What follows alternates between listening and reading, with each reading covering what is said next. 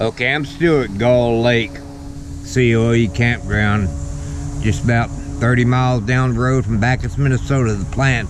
But anyway, in the last 3 days, I've had to move every day. The first day when I was in Site 20, there was a 19-foot scamp next to me.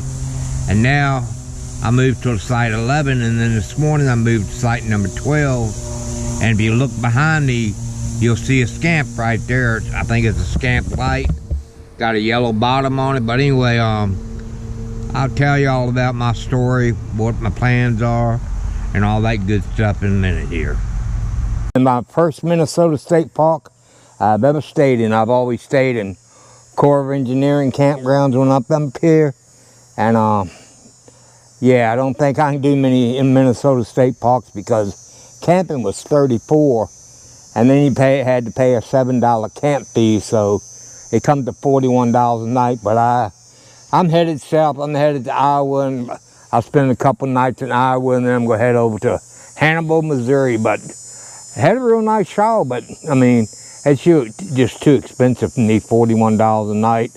I'd be broke within a week. But I'll take you over there and show you my campsite in a minute. But first I'll take you in here and show you a shower. It was a real nice shower room, so let's go check that out, and then I'll show you my campsite. Okay, it's really a good sized shower room. You got your handicap toilet, you got your railings, you got a nice sink. This is your shower right here. It was on for quite a while, but you got a top and bottom. The bottom has some hellacious pressure on it. And then over here you got your baby board. I use baby board to put my clothes on, but anyway, that's the shower house right there, and it's either male or female, whichever you want. But okay, this is our campsite. They don't have water hookups that I've seen, but we got electric. It's a back-in site. A lady told me it was 30 degrees, but it looks like a 90-degree back-in to me. But as you can see, we got a fire pit. We got a picnic table. The people behind me from Illinois, Lou Man done already gone over there and met their dogs. But as you can see, it's not a bad campground, but for $41 a night, they ain't got to worry about me being back here. So anyway, there we go. Off to Iowa tomorrow. Another day on the road all day, or most of the day. I'm now, I think I'm near Des Moines, Iowa. I'm in an Iowa State Park. $23 a night. It's a brand new park. I mean, and it seems to be very nice. I talked to a man because I had to knock on somebody's door to figure out how to get here. Because I found the park office, but I couldn't find the campground. And he explained to me how to get here, so I got here. And he told me this campground, they just redid the whole thing, but it's actually pretty nice. I mean, I got a pull through, I got electric, but as you can see behind me, they got a lake. I'm just gonna be here overnight. I didn't even unhook. I'm just gonna get up in the morning and start going again. Hopefully, well, I should be in Hannibal, Missouri tomorrow evening, so that's the game plan. I got a daughter that lives there, so I'm gonna go hang out with them for a while, and I might take a cruise on the river on one of those paddle boats, you know, with the big in other words, a Mark Twain boat. I might take them on a dinner on that. I think that'd be pretty cool, but I'll show you all around my campsite real quick. I know y'all recognize that squirrely dude right there. That's old Little Man. Little Man, what you doing, baby? I just looking around, Daddy, yeah. But anyway, got my fire pit. Got a picnic table. On the other side of the camp, we got a electrical cord, but as you can see, it's a real nice campground. The pull-throughs are gravel, but all the roads are all concrete. But it's got a beautiful lake over there, and I hear somebody firing a gun over there, so they must be hunting. But yeah, it's a lot cheaper than $41 a night I paid in Minnesota. But look at those squirrely right there. Little man, you squirrely? Yeah, I'm squirrely. There's my electric box right there, but I mean, it ain't got no trees, but I mean, for overnight, it's not bad. I mean, yeah, and for $23, you can't beat it, so I'm happy with it. I think they got new bathrooms up there too, the man was telling me, but Anyway, my game plan is Missouri tomorrow. Made it to Hannibal, Missouri at my daughter's house. I'm gonna hang out here for a while. We're at downtown Hannibal, and this behind me is called Lover's Leap.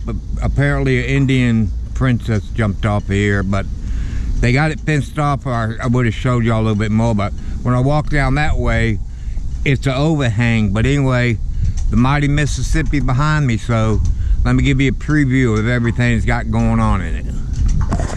There's my daughter right there, that's Jocelyn. Hello.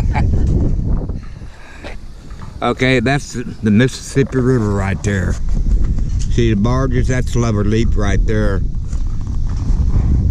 Isn't that cool? That side of the river over there is Illinois. This side of the river over here is Missouri, but we'll go ride that boat down there, the paddle boat. But that's the town right there.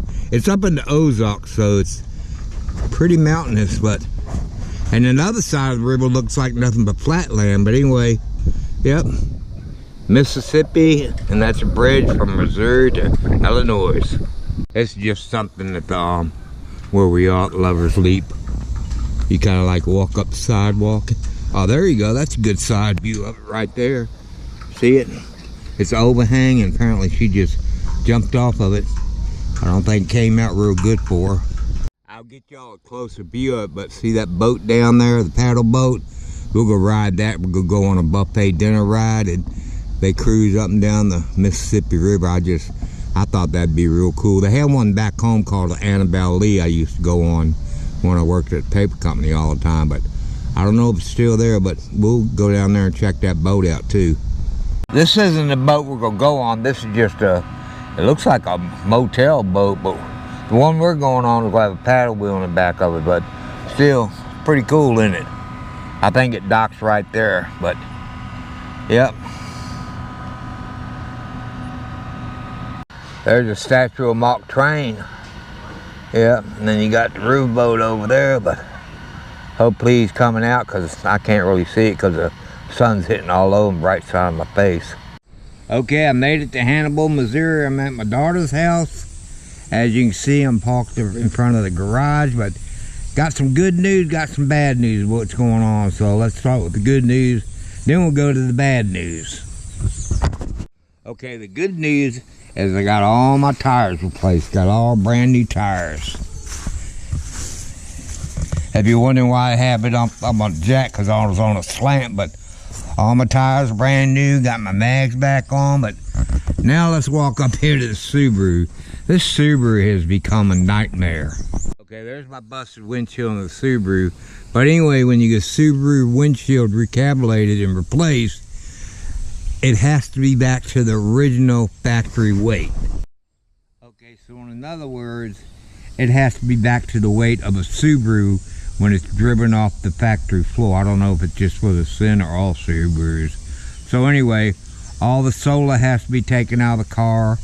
All the weight has to be taken out of the car.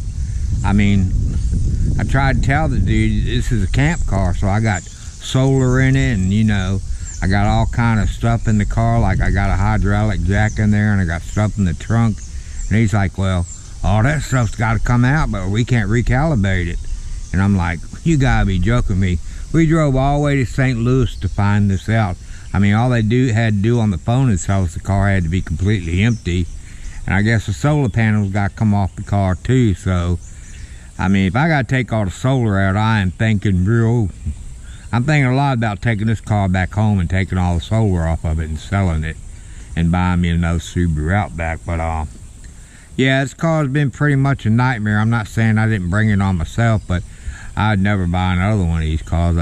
You know, I've had too many problems with it, and I almost feel like I'm jinxed with it. So yeah, that's what I'll be doing here pretty soon, either going home and getting it taken out, or getting Josh's husband to take it all out and running back down there to St. Louis. I mean, like an hour and a half drive down there, and then an hour and a half drive back for nothing. But anyway, yeah, that's the update for me. I hope y'all enjoyed the videos I've been putting out. Yeah, please subscribe, and I'll get back to putting out videos as soon as I can. So have a great one. Enjoy.